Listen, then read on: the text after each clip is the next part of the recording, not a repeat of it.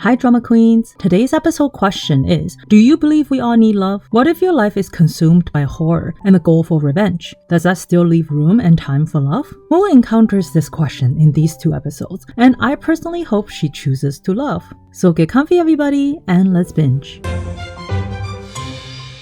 Episode 5 of The Glory starts with Miss Khan stalking Park's mom as she leaves a shaman's place. Elsewhere, CEO Ha spots Moon eating at a convenience store after their Go game and stops by to talk to her. He keeps asking her questions and she continues to answer them ambiguously, playing a little bit of a hard to get. He gives her his contact card and asks her to play Go with him next time. This interaction is actually being photographed by some mysterious person across the street. Miss Khan gives Moon her bills and makes a comment about revenge being quite expensive, to which Moon says that she has a lot of money saved up for this sole purpose. Miss Khan also tells Moon that after monitoring the gang, she thinks Choi is the easiest to predict and suggests that they can steal her phone. Moon asks Miss Khan to be careful, especially when following the police chief. In the meantime, Park visits the principal to talk about Moon's job as a teacher in the school. She's shocked to learn from the principal that Moon knows the chairman. Then she heads over to take a peek at the class and finds Moon teaching. Little Park is having trouble coloring her drawings properly as she's colorblind. Moon tries to make her feel better and doesn't scold her. After the class, Park offers to pay Moon however much money she wants if she gets the hell out of their lives. She tells Moon that at their age, this is too much time and effort to waste on a simple apology, which she's not even capable of giving. Moon tells her that she's not looking for an apology. She will teach Park about the god's fury. Park tells her that she's holding her daughter hostage, and Moon replies that she has done no harm to the child other than being a supportive teacher. She brings up Little Park's color blindness and basically outs her for being John's daughter.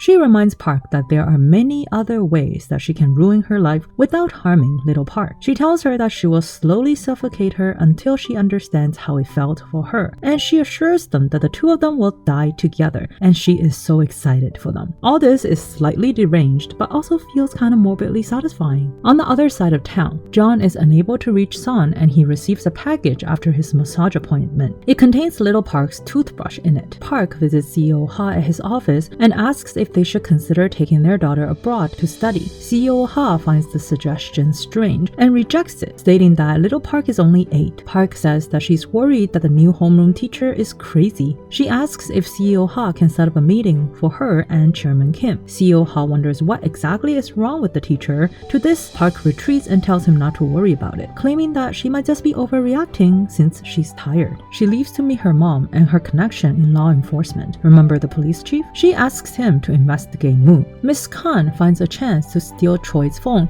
and replace it with a similar one before she leaves for Shanghai. Choi discovers that her phone has been switched while she is already in Shanghai. Miss Khan takes the phone to Moon and even shares the phone password that she saw Choi use. This lady is such an MVP. Moon visits the church run by Sarah's dad and blackmails Sarah about her drug use. She gives Sarah an empty black bag and tells her that she has 15 days to fill the bag with dollars. Sarah tells her that such a ridiculous request is against the law and tries to attack Moon. Moon grabs her by her hair and tells her she's only getting started with her, so don't mess with her. Moon leaves and passes by the park where JY taught her how to play Go. She starts reading the messages that he has sent her over the years, which she never replied to. She decides to text him back, and JY is shocked that she sent him a text. He immediately calls her and asks to meet to answer her questions about a certain drug. They meet for coffee and head over to the park. JY tells her that the drug that she's asking is similar to Viagra and jokes that she should not be dating a man who needs Viagra. Moon dismisses this and says that she only sent the message as an excuse to see him. She actually wants to apologize to him if she was ever rude to him. JY tells her that her apology sounds like a farewell and he's worried that she wants to cut all contact with him. He asks her if she has never been curious about him. It's obvious that he's head over heels in love with her. She answers that he is not her type and she has other things to focus on than love. JY tells her that she can continue to focus on that, but she can also date him and he promises to make her happy. Moon laughs for the first time in the show and tells him that she's not looking for a prince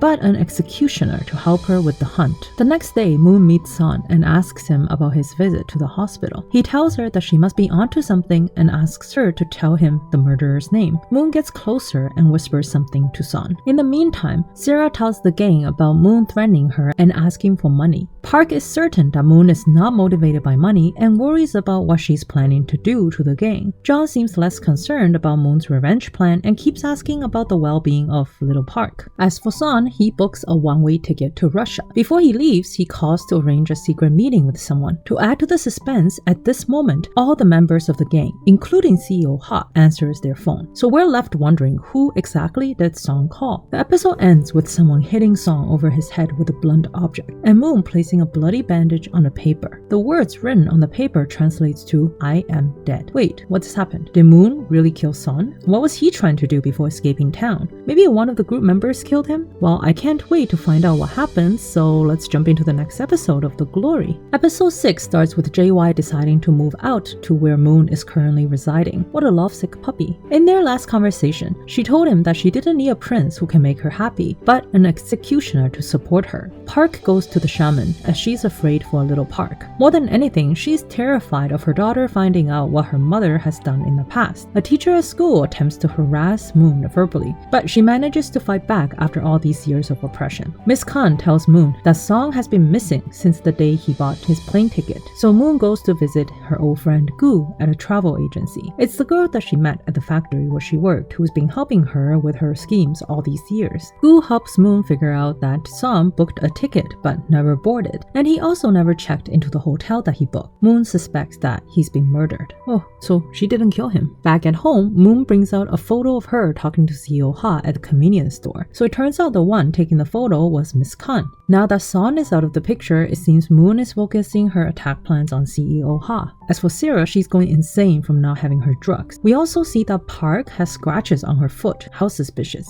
While Choi has a rich boyfriend and they're about to be married, so she's going ring shopping, specifically looking for a rock bigger than Park's. While driving, Moon gets a call from Miss Khan to let her know that she's being tailed by Park's men. She causes them to bump into her car so as to get rid of them before meeting Miss Khan. She's suspicious though why Miss Khan knows that someone's following her and calls her out for double-crossing her. Miss Khan feels hurt and explains that she was tailing Jung like Moon asked and followed him to the school where he spied on little Park. Then she saw Moon getting off of work, so she wanted to follow her and discuss her findings with her. That's why she noticed some randoms tailing Moon's car. We can't blame Moon for not trusting anyone after what she's gone through, even with her own mother's betrayal. But she quickly apologizes to Miss Khan and is careful not to get too close to her. John is going crazy after receiving the toothbrush with little Park's name on it. He can't figure out the sender's intentions, but he finally concludes that it is likely he is little Park's father. He asks Choi about little Park's birthday, and it all starts to make sense to him. CEO Ha receives a photo of him and Moon at the convenience store along with Son's car. CEO Ha calls Son but can't reach him, so he visits John to find out where Son is. He notices that John is smoking the same cigarettes as Park, and even the way they smoke is the same. This is an observant man. Through the conversation, they both learn that the other person is in the center of their respective secret packages. After the meeting with CEO Ha, John calls Son to threaten him that if he reveals Park and his relationship, he will kill Son. From this call, we can confirm that, well, John didn't kill Son. Moon gets a text from JY as she's in a repair garage fixing her car, informing her that he's moved to where she lives and gives her his address. All of a sudden, Moon finds herself getting dizzy at the sound of the repairman grilling meat. We can tell she has PTSD from the torture that she's endured in her past. A shaken Moon ends up outside JY's new home. She tells him her entire story, hoping to dissuade him from getting further involved with her. At first, he wants to convince her to let it go, since they're not worth her wasting her life getting revenge. She then shows him her scars, which renders him speechless. He tells her that they're injuries, not scars,